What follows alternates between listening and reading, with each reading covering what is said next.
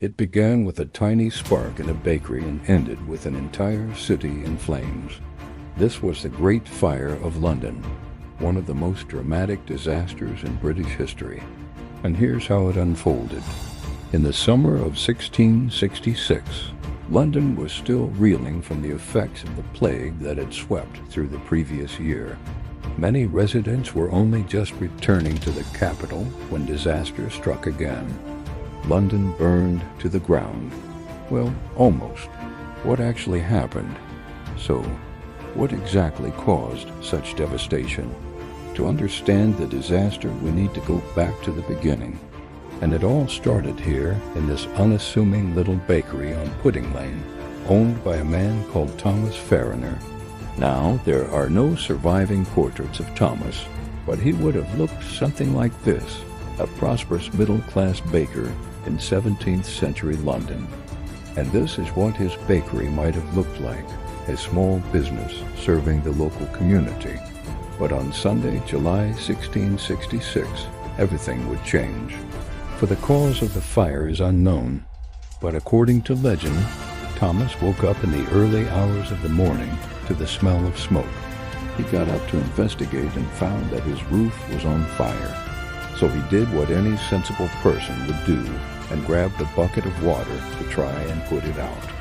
But the fire was too intense and quickly spread to the neighboring houses on Pudding Lane, which were packed tightly together, separated only by wooden walls. And this is where London's narrow, winding streets became a fatal problem. See, the houses were so close together that the fire had no difficulty leaping from one to the next. And before long, the whole street was engulfed in flames. The firestorm consumed everything in its path. People desperately ran for the hills, grabbing whatever they could, like this woman who grabbed her cat. Others weren't so lucky. They lost everything and were forced to flee with nothing but the clothes on their backs. But that's not the worst part. As they ran, they had to dodge falling debris and poisonous smoke, while the air grew thick with the smell of burning wood and people's belongings. It was absolute pandemonium. Houses collapsed, and people were crushed to death under the rubble.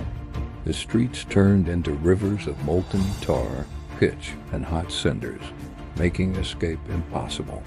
As the fire raged on Pudding Lane, word spread through London that the city was burning down. People fled to the countryside or took shelter in the open fields outside the city walls. But soon they would come back with terrible news. The fire was spreading. Within 2 days, the whole of central London was a fiery inferno. The fire consumed everything, even the gold and silver in the church collection boxes.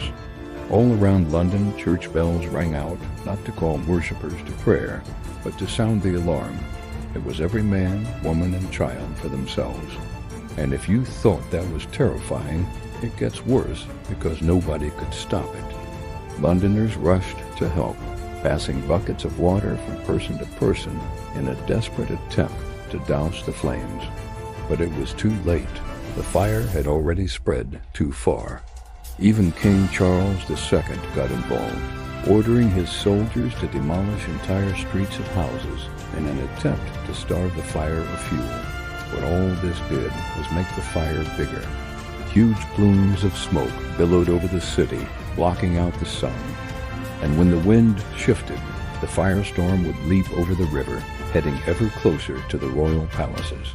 The king's men managed to create a small fire break, but the fire simply went around it, burning even more furiously than before. Now, watching these scenes unfold, you might think that this is some kind of modern CGI disaster movie. But believe it or not, this is London in 1666. The city was a tinderbox just waiting for a spark. The 17th century saw a huge influx of people moving to London in search of work, and this led to severe overcrowding. See, London's population doubled between 1600 and 1650, growing from 200,000 to over 400,000. That's about the same as if London's population today suddenly jumped to 11 million people. so imagine how overcrowded it would be. And to make matters worse, many of these newcomers were poor and lived in absolute squalor. The streets were stinking piles of rubbish and human waste, and it only took one small spark to turn it all into a fiery inferno. In fact, conditions were so bad that when the plague hit the following year, the overcrowded streets and lack of sanitation helped it spread. And by July 1666, when the fire broke out, the plague had only just subsided. But now London faced another catastrophe. As the fire raged on, people grew desperate. Some blamed foreigners, others blamed the devil. Still, others blamed the king. After all, this was the same monarch who had refused to help Londoners during the plague. In fact, he spent much of the outbreak at his royal palace in Normandy, France. While the king stayed away, London burned. 5 days after the fire began, it reached the outskirts of the city, having devoured over 13,000 houses and 87 churches. Over 100 acres of land had been scorched, an area larger than Hyde Park and Regent's Park combined. But finally, after 5 days of total havoc, the fire began to subside. It died out on Sunday, July, having ravaged much of London. But despite the destruction, the city wasn't abandoned. Londoners slowly returned to survey the damage and began the long task of rebuilding. The Parliament building survived largely intact, so it was used as a base to organize the reconstruction effort. But the task was daunting. The fire had completely changed the face of London. Entire communities were wiped out and London's skyline was forever altered. Most of the city's churches were destroyed, including this one, St. Margaret's, New Fish Street, which stood just 50 yards from where I'm sitting right now. But some churches survived, like this one, All Hallows, Lombard Street, which still stands to this day. Afterwards, the citizens of London pulled together to rebuild their city. They designed new streets with wider road layouts to prevent another fire. And instead of rebuilding with cheap, flammable wood, they constructed new homes out of stone and brick.